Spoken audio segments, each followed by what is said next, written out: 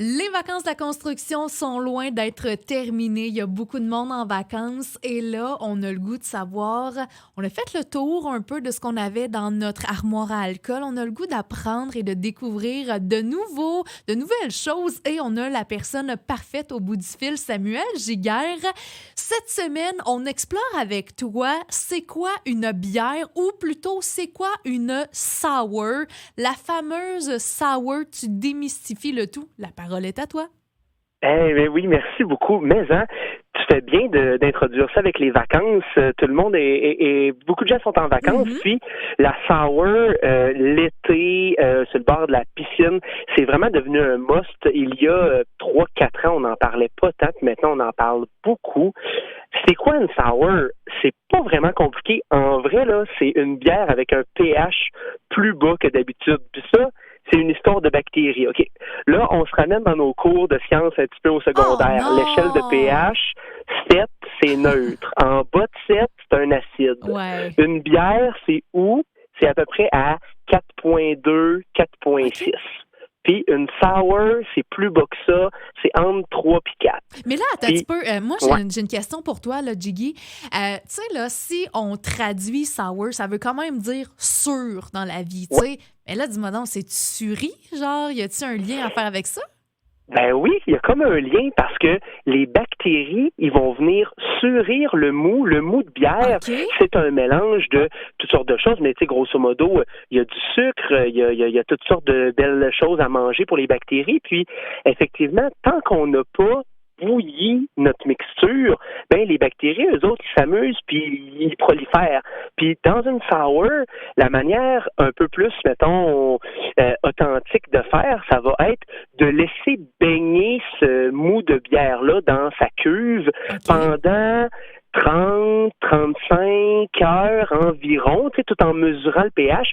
Puis on se met à bouillir notre mou puis à tuer toutes les bactéries quand on est satisfait de notre pH. Mais oui, si on manque notre bière sour, ça va sentir le petit lait caillé. Là. Je t'en passe un papier.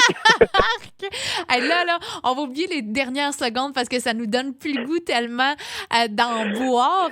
Ben non, mais on est des professionnels, donc on contrôle hyper bien maintenant ce processus-là. Puis en plus, on va souvent faire des bières sour avec des fruits. Ouais. Fait que là, ça vient comme tout, ça ajoute un large spectre de goût et tout ça. T'sais. Puis des fois aussi, il y a des microbrasseries qui vont faire une bière bien classique aux fruits, puis qui vont ajouter de l'acide à la fin pour venir donner le côté sour. Mais bref, fait qu'on peut tricher de quelques manières, mais grosso modo, c'est la manière de faire. Puis c'est ce qui fait que, puis en plus, les humains, on est tous un peu différents sur notre appréciation de la sour. Il y en a que c'est jamais assez surette, puis il y en a d'autres qui ont vraiment beaucoup de difficultés. Fait que c'est très personnel. Tu sais, Jiggy, là, quand ça nous pogne en arrière de la gorge, là, près des oreilles, le petit grimace un peu. Tu te souviens quand on était jeunes, là, on n'a pas 100 ans non plus, là, mais vous vous souvenez quand on allait au dépanneur, hey, ces bonbons-là, honnêtement, là, j'ai pas 100 ans non plus, là, mais tu sais, ils se vendaient 10 sous environ.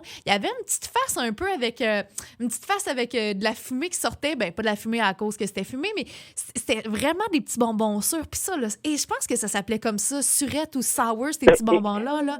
Ça me rappelle les Sour Patch, ce que tu racontes. Exactement, c'est exactement ce dont je te parle. Tu sais, tu te souviens les fameuses premières secondes là, qu'on dégustait. Là, oh mon Dieu, que ça nous pognait droit au cœur.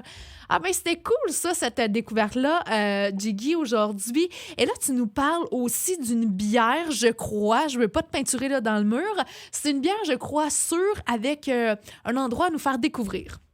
Oui, exactement. Ben, c'est pour les gens là qui voudront découvrir les bières sour là, fiez-vous aux étiquettes quand c'est écrit sur sour. Ça peut être aussi une Berliner Weiss, qui est un mot un peu plus compliqué, mais qui est aussi une bière sûre. Les bières Brett, les Gose. Là aujourd'hui, j'ai décidé de vous parler d'une nouvelle bière qui vient de sortir sur le marché. C'est nos amis de la Barberie qui l'ont fabriquée. La Barberie là, c'est une coopérative. On aime ça les coops. Moi, je suis en amour avec les coops. C'est une coop de Québec, dans Saint-Roch. Ils existent depuis 1997.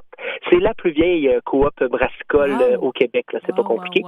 C'est vraiment, vraiment un endroit super cool, une belle terrasse, un beau pub. Ceux qui connaissent pas, là, quand vous passerez à Québec, vous vous arrêterez.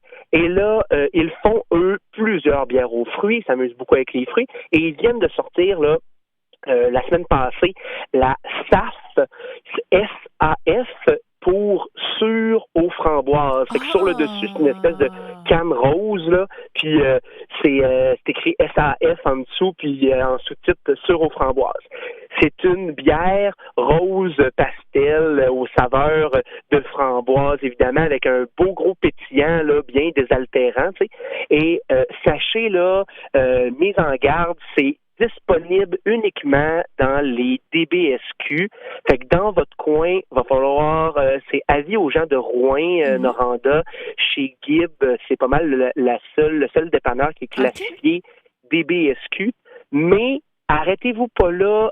Allez dans votre détaillant préféré, trouvez de la Barberie si vous en avez. Ils font toutes sortes de canettes.